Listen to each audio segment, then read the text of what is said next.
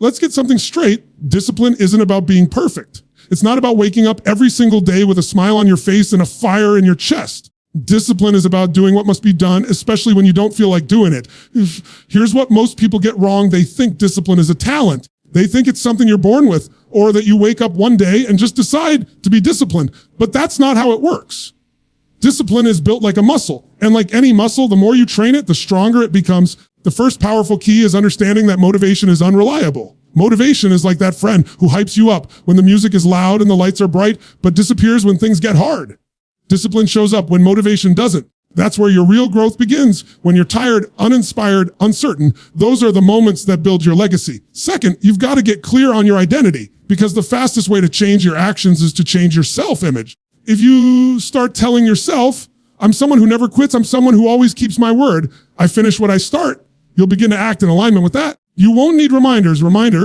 You'll become the kind of person who simply does what needs to be done.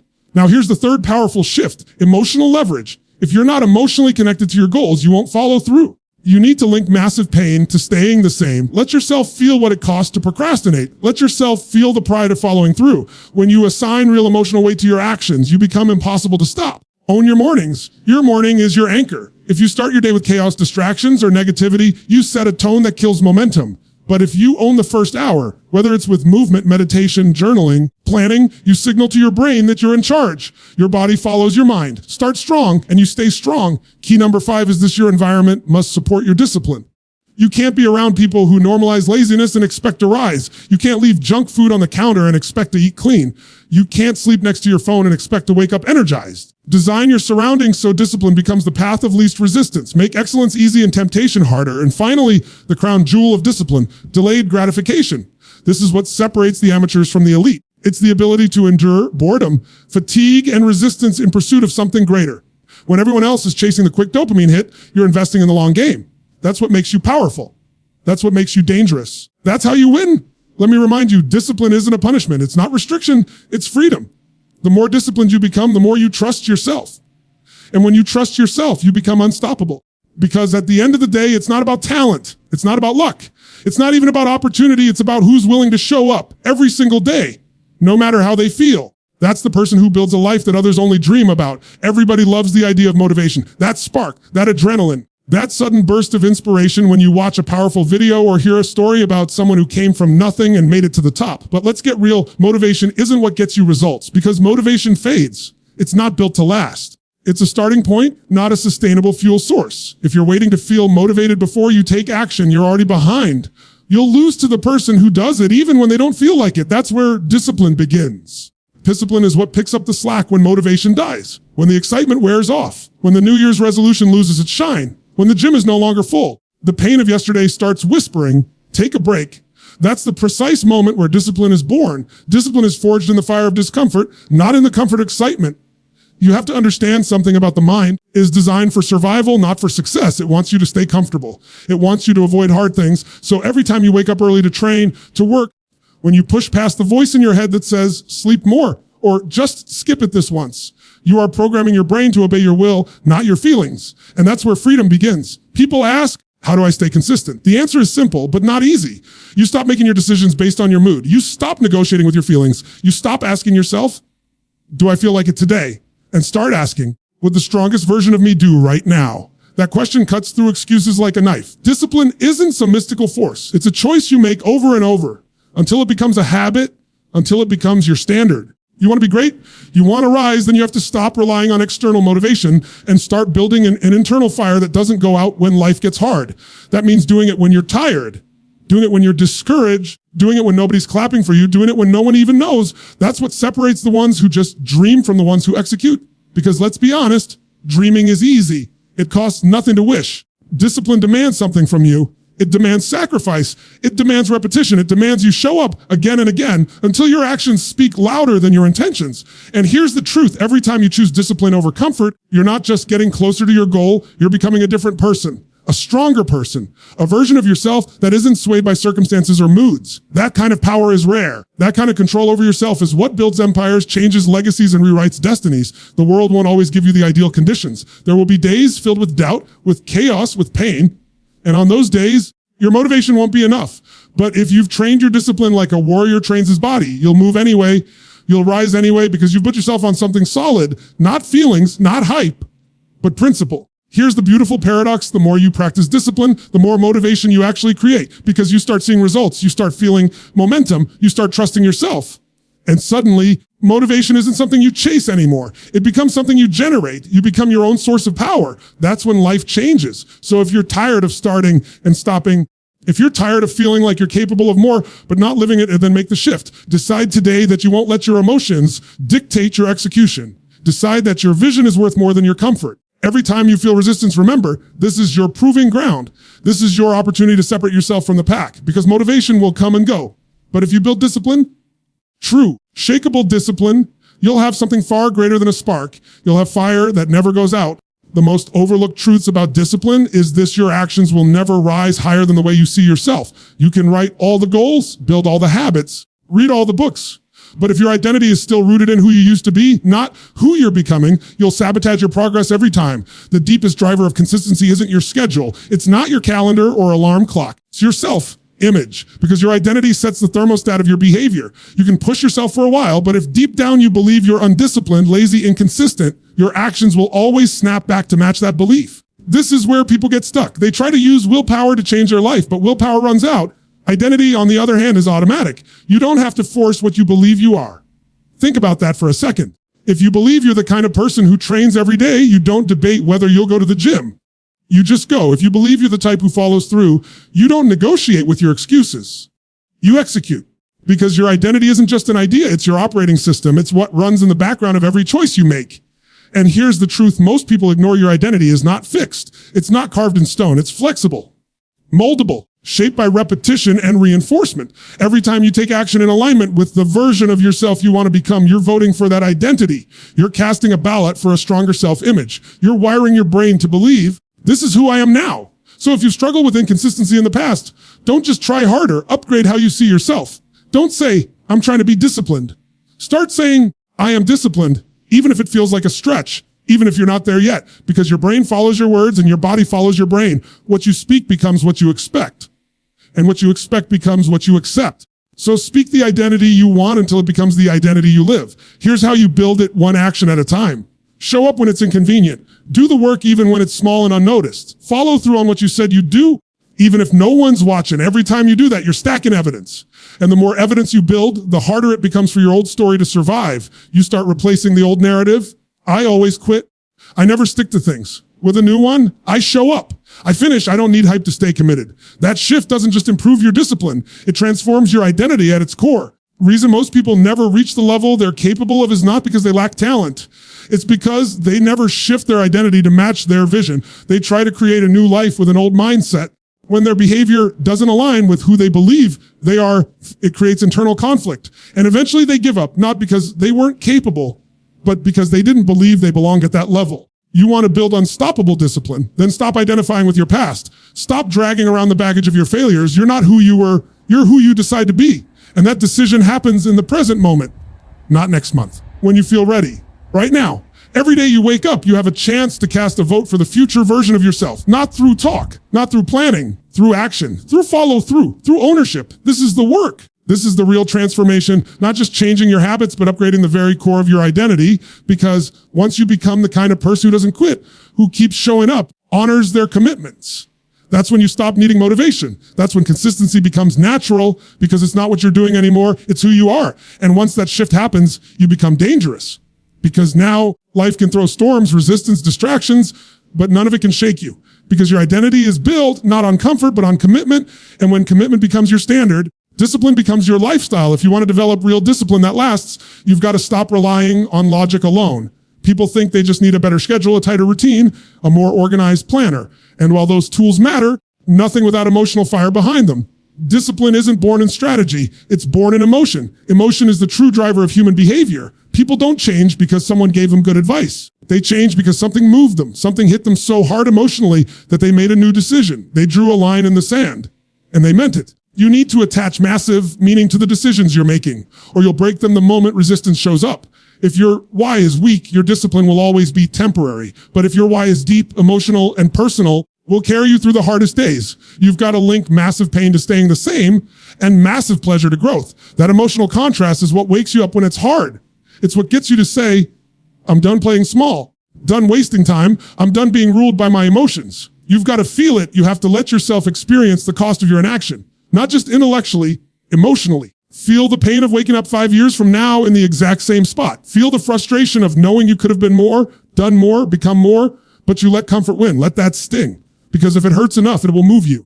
Pain is not your enemy, it's your fuel. Most people run from pain, the people who grow. They use it, they channel it, they turn it into power. Now flip it. Picture the life you want, not just what it looks like, but what it feels like. Would it feel like to walk in full confidence, knowing you show up every single day? What would it feel like to have full control over your body, your habits, your emotions? What would it feel like to be proud of who you've become? That's your leverage. That's your fire. That's your edge. Here's where people mess up. They set goals, but there's no emotion behind them. So they say things like, I want to lose weight or I want to be more productive, but those are surface level. They're vague. They're empty. There's no emotional hook. But when someone says, I'm going to transform because I refuse to be the kind of parent who comes home exhausted with nothing left to give my kids, or I'm going to master my mornings because I watch my potential slip away for years and I'm done living in regret, that person is dangerous because they've got emotional leverage. They've got a reason that cuts deep. Emotion is energy. It moves you. And when you link the right emotion to the right action, you don't need someone to remind you. You don't need a pep talk. You just move. You execute. Because now your actions are tied to something meaningful. You're not just trying to be more disciplined. You're protecting your future. You're fighting for your values. You're honoring the standard you said matters to you. Raise your level of discipline, then stop asking, what should I do? And start asking, what does this cost me if I don't?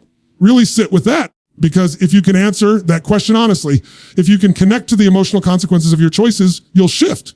You'll stop skipping workouts, not because someone told you to go, because you've linked not going with emotional pain. You'll stop hitting snooze, not because of willpower, but because you've emotionally conditioned yourself to associate that choice with loss. And this isn't about guilt or shame. It's about awareness and ownership. It's about getting real. Because when you're honest with yourself about what's really at stake, you stop playing games. You stop wasting time. You stop living small. You start moving with intensity, with hunger, clarity. So if you want to become the kind of person who follows through, even when it's tough, even when it's boring, even when no one is looking, then build that fire. Find that leverage. Tie your actions to something that matters more than the moment. Because when the moment gets hard, and it will, it's not logic that will get you through. It's not the schedule. It's not the checklist. It's the emotion. It's the reason. It's the fire in your gut that says, I'm not going back. I've come too far. I know why I started, and I'm not stopping here. Every day starts with a choice to take control or to surrender it. The moment you open your eyes, you're at a crossroads. And what you do in the first hour of your day sets the emotional, mental, and physical tone for everything that follows. You want to know how people become consistent, focused, and locked in. It's not luck. It's not willpower. It's the structure they create at the start of each day. Because the first battle you fight every morning isn't out there. It's inside. If you win that first battle, the rest of the day starts to fall in line. Discipline isn't about doing 100 things. It's about doing the right things with relentless consistency. One of the most powerful right things you can do is design a morning that sets you up to lead, not react. Most people wake up and go straight into chaos. They roll over, check their phones, scroll through social media, read the news, answer texts. Before they've even stood up, their mind is already filled with noise they didn't choose. That's not a morning. That's a hijacking. You've handed over your focus before you've even taken your first breath with intention. The most disciplined people, the ones who seem to always be in control, who perform under pressure, who stay grounded even when life gets messy, they guard their mornings like a sacred ritual, not because they're obsessed with routine, because they understand one truth: how you begin is how you continue. When you start your day from a place of calm, clarity, and control, you build momentum that compounds throughout your decisions. Every choice that follows becomes easier, more aligned, more intentional. You don't have to do what the world does. You don't have to wake up and run straight into stress. You can take back that first hour. You can own it. And when you own your morning, you stop reacting to life and start creating it. It doesn't have to be complicated. It's not about perfection. It's about intention. Maybe it's 10 minutes of silence to connect with your breath and your purpose. Maybe it's moving your body, even if just a short stretch or a walk. Maybe it's writing down what matters most today. Maybe it's simply refusing to touch your phone until you've spoken something powerful to yourself. The point is, you set the tone. You plant the seed of discipline early so it grows strong throughout your day. Because here's the truth. If you wait until the day starts pulling at you, if you wait until emails pile up, if you wait until everyone else's needs hit your doorstep, your energy gets scattered. Your focus gets diluted. your willpower weakens. But if you train yourself to do something intentional every morning, to wake up with direction, to move with purpose, to remind yourself who you are and why you're here, you enter the day with force instead of fragility. And this isn't just about productivity, it's about identity. When you train yourself to rise early, to step into the morning with structure, you begin to see yourself differently. You start to feel like a leader of your life. You trust yourself more. You walk taller. You move quicker. That self-trust becomes the root of discipline. You're no longer chasing motivation. You've built rhythm. Rhythm beats motivation every time. You don't have to change everything at once. But you do have to decide what you're no longer willing to tolerate in your mornings. Maybe it's sleeping in with no reason. Maybe it's waking up with no clarity. Maybe it's scrolling for an hour before you've done anything meaningful. Draw the line. Replace one weak habit with one empowering ritual, and do it again tomorrow and again the day after that. Stack the days, stack the wins. Because the most successful, grounded, high-performing people don't have perfect mornings. They have disciplined ones. They don't always feel like waking up early, but they do it anyway. They don't always feel inspired at sunrise, but they create inspiration through action. That's the shift you must make if you want to rise. You stop waiting to feel like it. You stop hoping for the right mood. You create the feeling by moving first. Every day gives you one chance to declare who you are before the world tells you who to be. Start strong, start focused. Start with something that builds your inner fire, because once you win that morning, everything else becomes easier to conquer. No matter how strong your will is, if your environment is working against you, will eventually break you. People underestimate just how much their surroundings influence their habits, their energy, and ultimately their discipline. You could have the best intentions in the world. If you keep putting yourself in spaces that drain you, distract you, or pull you away from your standards, discipline becomes a fight you will keep losing. Your environment isn't just the background of your life. It's the silent force that shapes the way you think, feel, and act every single day. It starts with the physical space. Look around. Does your environment inspire action or promote laziness? Is it organized or chaotic? Empowering or draining? If your home, your desk, your car, your phone, even your digital space is filled with clutter, then that's exactly what your mind will reflect. Clutter creates confusion. Disorder leads to delay. When you design your environment intentionally, when you create space that reflects focus, clarity, and simplicity, you make discipline easier to access. You remove friction. You don't have to fight through resistance just to start. It goes deeper than just the space. Your environment also includes the people you surround yourself with. Take an honest look at who you allow into your world, because energy is contagious. Discipline is contagious, but so is laziness. So is mediocrity. If you're constantly around people who normalize skipping steps, making excuses, or settling for average, that becomes your new standard. Whether you realize it or not, you may love those people, but if their habits contradict your mission, you've got a decision to make. Do you want comfort or do you want change? You don't rise to the level of your goals. You fall to the level of your systems. And your environment is part of that system. It should remind you of your values. It should push you to be better. It should be aligned with the kind of person you want to become, not the person you're trying to outgrow. That means surrounding yourself with people who challenge you. People who hold you to a higher standard.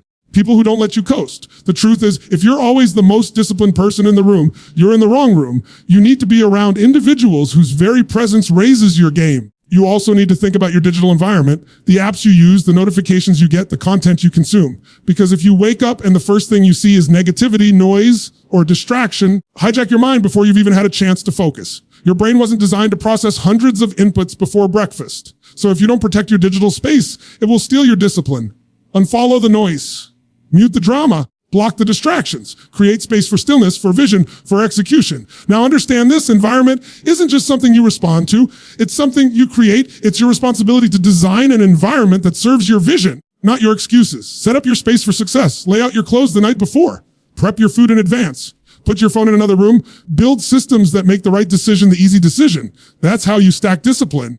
Not through constant willpower, through intelligent design. Make discipline automatic by making your environment aligned. Most people are trying to change their life while living in the same conditions that created their struggle. That's a recipe for frustration. If you want new outcomes, you need new inputs. If you want stronger discipline, you need a cleaner, clearer space. You need higher standards for who and what gets access to your energy. You don't have to cut everyone out or move to a mountain, but you do have to become intentional. Every element of your environment is either reinforcing your discipline or eroding it. So ask yourself, what needs to be removed? Needs to be rearranged? What needs to be upgraded? Because when your environment aligns with your purpose, discipline doesn't feel like a grind. It becomes your rhythm. It becomes the default, not the exception.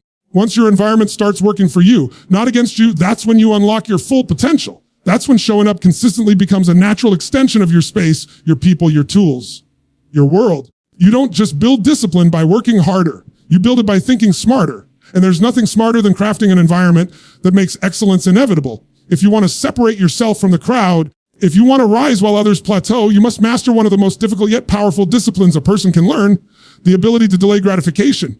In a world that rewards speed, that worships instant results, that hands out validation and likes and swipes, the person who can wait, who can endure, who can hold the line while everyone else chases quick relief, that person becomes unstoppable. Because the truth is, success doesn't come to the most talented. It comes to the most patient, to the ones who are willing to say no to now so they can say yes to what they truly want later. We live in a culture addicted to shortcuts. Everyone wants the hack, the fast track, the secret nobody else knows. The truth that very few are willing to accept is this: the shortcut is consistency over time. It's waking up every day and choosing purpose over pleasure, choosing effort over ease, choosing progress over comfort, not once, but again and again until it becomes who you are. That's the essence of delayed gratification. It's saying, I know what I want in the moment, but I know what I want most even more. That kind of thinking isn't natural. It has to be trained. Because the mind always seeks comfort. It wants the cookie now, the rest now, the escape now. But when you train yourself to pause, to interrupt that impulse and ask, what's the long-term cost of this short-term choice? You begin to take back control. You build power. You become someone who doesn't get pulled around by cravings and urges. You move with purpose. You move with intention. This is what separates people who live average lives from those who live extraordinary ones. It's not more knowledge. It's not better luck. It's that most people are unwilling to be uncomfortable long enough to see real results, to feel good today, even if it costs them tomorrow. But the ones who win, they flip it. They're willing to feel uncomfortable now because they know it builds a tomorrow worth showing up for. They understand that success is rented. Rent is due every day, not just on the days you feel good. Discipline is the bridge between what you want right now and what you want most. And every time you choose to delay gratification, every time you say no to the easy road and yes to the meaningful path, you're laying another brick on that bridge. It's not about denying yourself pleasure forever. It's about earning it. It's about saying, rest, but after I've done the work. I'll celebrate, but after I've earned the victory. That kind of patience, that kind of emotional maturity, that's rare. And that's why it's powerful. Here's what most people miss. Delayed gratification doesn't mean you don't feel good now. It means you feel good for the right reasons. It's the pride of pushing through when it's hard. The satisfaction of stacking wins. Quiet confidence that comes from knowing you didn't give in to weakness. That kind of fulfillment doesn't come from a quick fix. It comes from staying true to your values when it's hard. From keeping promises to yourself when no one else would know the difference. That's real self-respect. This is why long-term thinkers always win. Because while the world chases the dopamine of now, they're building something unshakable. They're doing the reps others avoid. They're putting in the hours no one sees. And eventually the compound effect kicks in. One disciplined day turns into a week turns into a month becomes a new standard. Others are stuck in a cycle of starting over. They're rising brick by brick, choice by choice. So when you're tempted to take the easy path, remember this: nothing great is built in comfort. Greatness is built in the resistance, in the silence, in the quiet moments where you say no to what feels good now so you can experience what feels right later. The gym session you almost skipped, the hour of focus you almost delayed, the habit you almost broke. Those moments are the training ground. That's where real power is built. You're not just delaying gratification, you're developing resilience. You're forging a mindset that can't be broken. In the end, it's simple. You can either choose the pain of discipline now or the pain of regret later. One weighs ounces, the other weighs tons, but only one leads to freedom. The choice is always yours.